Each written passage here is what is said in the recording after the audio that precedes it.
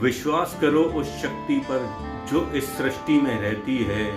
विश्वास करो उस शक्ति पर जो इस सृष्टि में रहती है। निराकार होकर भी हर पल वो दुनिया थामे रहती है।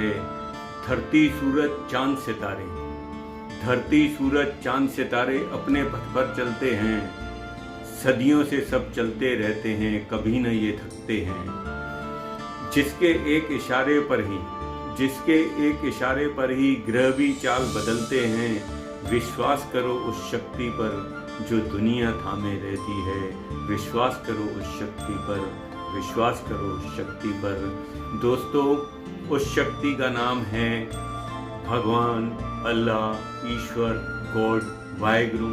आप जिस भी नाम से उन्हें मानते हो या जानते हो। दोस्तों, मैं हूं प्रदीप तलरेजा। चलो कुछ अच्छा सुनते हैं। दोस्तों, जब भगवान सृष्टि की रचना कर रहे थे तब उन्होंने बहुत सारे प्राणी, बहुत सारे जीव बनाए। तब उनके मन में ख्याल आया, तो भगवान ने सोचा कि क्यों ना एक सर्वश्रेष्ठ बेहतरीन रचना की जाए और उसको इंसान का नाम दिया। और उसे भगवान ने विशेष रूप से बुद्धि, सोचने समझने की शक्ति दी, जिससे वो सर्वश्रेष्ठ कहलाए। क्योंकि सिर्फ इंसान को ही भगवान ने बुद्धि और सोचने समझने की शक्ति दी थी कि इंसान अपनी गलतियों को सुधार कर अपने जीवन को सुधार पाए। दोस्तों, जब भगवान ने इंसान को बनाया और उसको बुद्धि और सोचने समझने की शक्ति दी, तब भगवान ने इंसान को 2 पोटलियां दी और इंसान से कहा कि ये 2 पोटलियां हैं, इसमें एक पोटली तुम आगे की तरफ रखना और दूसरी पोटली अपने पीछे की तरफ यानी पीठ की तरफ रखना। तब भगवान ने उस इंसान को भी बताया कि आगे वाली पोटली में तुम्हारी कमियां हैं, खामियां हैं, गलतियां हैं, जिसे सुधार कर तुम अपने जीवन में हमेशा आगे बढ़ते जाओगे, तरक्की के रास्ते पर जाओगे, खुशियां पाओगे, सफलता पाओगे और तुम्हारा जीवन प्रभु से मिलन में सफल होगा। इसी प्रकार वो इंसान आगे पोटली रखकर चलता रहा और समय बीतता गया और इंसान अपनी गलतियों को सुधारता गया, संवारता गया और वो सफलताएं पाता गया, खुशियां पाता गया और अपने जीवन में तरक्की प्राप्त करता गया। एक दिन जब वो नहाने बैठा था नदी के किनारे, तब अचानक नहाने के बाद उसने पोटलियां उठाई तो गलती से उसकी पोटलियां आपस में बदल गईं। आगे वाली पोटली पीछे चली गई और पीछे वाली पोटली आगे आ गई। अब जैसे ही वो वहां से निकला तो उसे दूसरों की कमियां ही नजर आने लगी, क्योंकि भगवान ने तो उससे कहा था कि आगे वाली पोटली में तुम्हारी कमियां हैं और पीछे वाली पोटली में दूसरों की कमियां हैं, इसलिए तुम आगे वाली पोटली पर ही ध्यान केंद्रित करना। वो तो सही था इंसान, लेकिन ये भूलवश हो गया। तो अब उसके अंदर सिर्फ वही भावना थी कि मेरा देश का प्रधानमंत्री खराब है, मेरी सरकार निकम्मी है, मेरे स्कूल टीचर ऐसे हैं, मेरे रिश्तेदार ऐसे हैं, पूरा समाज ऐसा है। बस उसे हर दूसरे इंसान में, तीसरे इंसान में ये गलतियां ही नज़र आती रहीं और वो सोचता था कि मैं इंसान को सुधार लूँगा। लेकिन दोस्तों, क्या कभी ऐसा हुआ है कोई किसी को सुधार पाया है? वो तो भगवान ने पहले ही कहा था कि तुम दूसरे को सुधारने की कोशिश करोगे, लेकिन वो कभी सुधरने वाला नहीं है।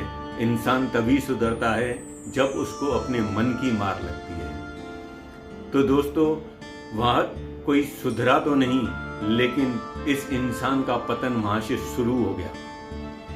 अब ये देखकर घबरा गया।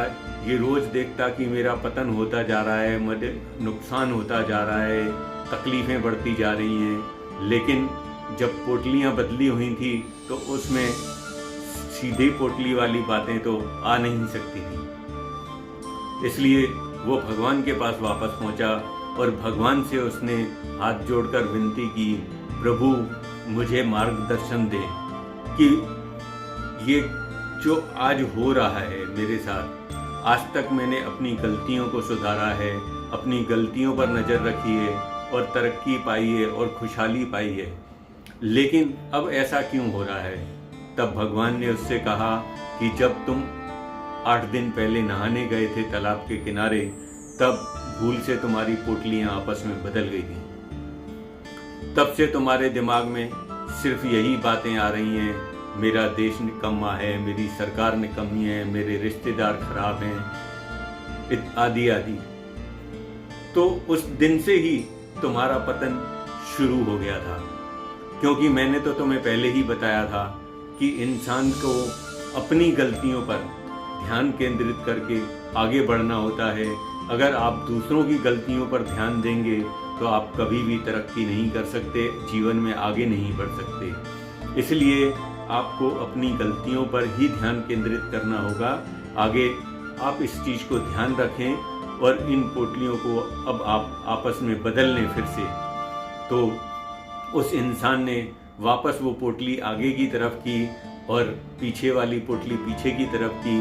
तब भगवान ने कहा, जाओ अब तुम्हारा भला होगा।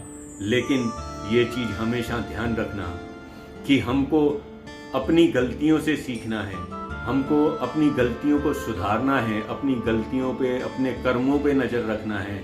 अगर हम सही कर्म करेंगे, सही रास्ते पर चलेंगे तो हमें अवश्य खुशियाँ और तरक्की प्राप्त होगी।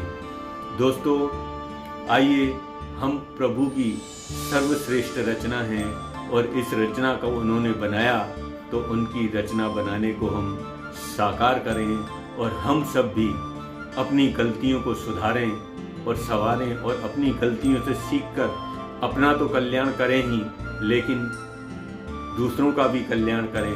कहते हैं ना कि आप सुधरा तो जग सुधरा। अगर हम खुद सुधर जाएंगे तो हम भी जग को सुधार पाएंगे। दोस्तों, आप सभी खुश रहें, खुशहाल रहें, आबाद रहें, जियो दिल से। चैनल सब्सक्राइब करें, वीडियो को लाइक और शेयर जरूर करें। जियो दिल।